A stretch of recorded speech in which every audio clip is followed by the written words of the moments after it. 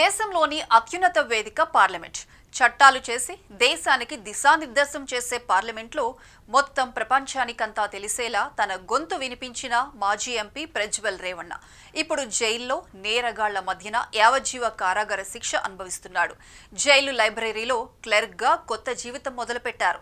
రోజుకు 522 రూపాయల జీతం అందుకుంటున్నారు. చట్టాలు చేసే రాజకీయ పాలకుడి స్థాయి నుంచి నేరం చేసి శిక్ష అనుభవించాల్సిన స్థాయికి పడిపోయిన కర్ణాటక మాజీ ఎంపీ ప్రజ్వల్ రేవణ్ణ గాథ మరోసారి తెరపైకి వచ్చింది. కర్ణాటకలోని హాసన లోక్సభ నియోజకవర్గం నుంచి ఎంపీగా గెలిచారు ప్రజ్వల్.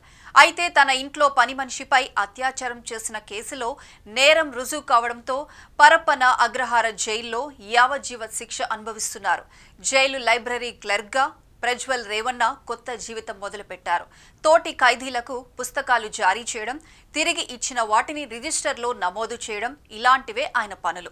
ఈ పని చేసినందుకు గాను జైలు అధికారులు రోజుకు 522 రూపాయల వేతనం చెల్లిస్తున్నారు.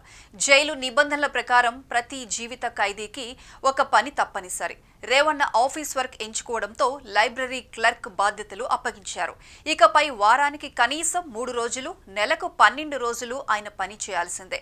గత ఏడాది లోక్సభ ఎన్నికల అనంతరం కర్ణాటకలో ప్రకంపనలు సృష్టించిన హాసన సెక్స్ స్కామ్లో రేవణ్ణ పేరు బయటకు వచ్చింది.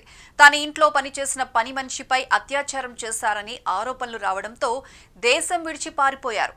తాత మాజీ ప్రధాని, బాబాయ్ కేంద్ర మంత్రి. రాజకీయ కుటుంబం ఎంతటి ప్రభావం ఉన్నా చట్టం ముందు నిలవలేకపోయారు. కోర్టు చివరకు రేవణ్ణను దోషిగా తేల్చి యావజ్జీవ కారాగార శిక్ష విధించింది.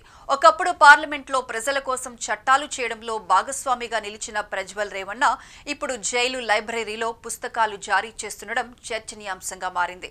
రాజకీయ అధికారంతో ఎదురు లేదని నేరాలకు పాల్పడితే శిక్ష తప్పదు. గోల్డ్ స్పూన్తో పుట్టి రాజమహల్ లాంటి బంగ్లాలో ఏసీ గదుల్లో రెడ్ కార్పెట్ పై తిరిగిన ప్రజ్వల్ రేవణ్ణ నేరం వెంటాడటంతో మొండి గోడల మధ్య ఖైదీలా జైలు శిక్ష అనుభవిస్తున్నాడు. అధికారం ఎప్పటికీ శాశ్వతం కాదు.